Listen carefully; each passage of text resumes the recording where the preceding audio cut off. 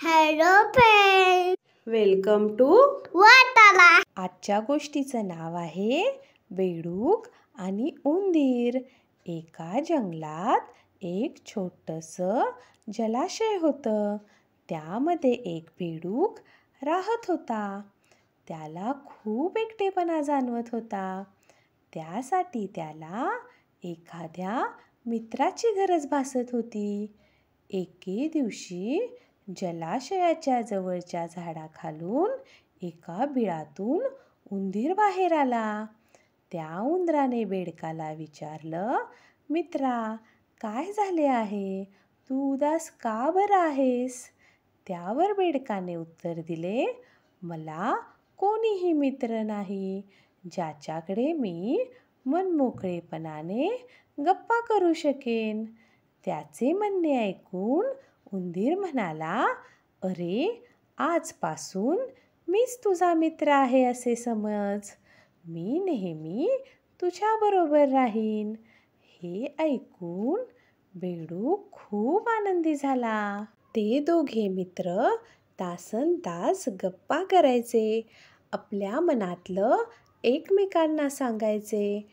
कधी बेडूक उंदराच्या बिळात जायचा, तर कधी उंदीर जलाशयाजवळ गप्पा करायला यायचा. दिवस सरत गेले. एके दिवशी बेडकाच्या मनात आले, मी तर उंदराच्या घरात रोज जातो, पण उंदीर माझ्या जलाशयाच्या घरात येत नाही.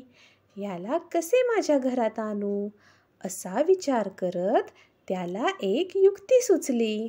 बेडूक उंदराला म्हणाला, मित्रा, आता आपली मैत्री खोल झाली आहे.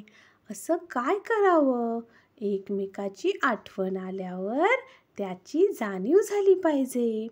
धूर्त बेडूक म्हणाला, यासाठी आपण एका दोरीचे एक टोक तुझ्या शिपटीला आणि दुसरे टोक माझ्या पायाला बांधून घ्यावे.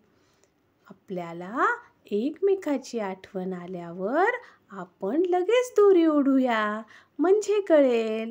उंदराला बेडकाच्या धूर्तपणाचे काहीच माहीत नव्हते, म्हणून तो असे करायला तयार देखील झाला. बेडकाने त्या उंदराच्या शेपटीला दोरी बांधली आणि स्वतःच्या पायाला देखील दोरीचे एक टोक बांधले आणि बेडकाने पाण्यात उडी मारली. बेडूक खूप आनंदी होता, कारण त्याने विचार केलेली युक्ती काम करत होती. दोरी बांधली असल्या कारणाने उंदीर बेडकासह पाण्यात पडला, परंतु उंदराला काही पोहता येत नव्हते.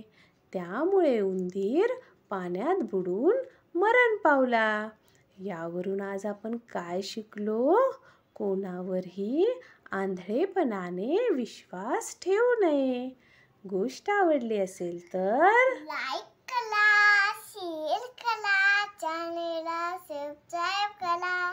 भेटू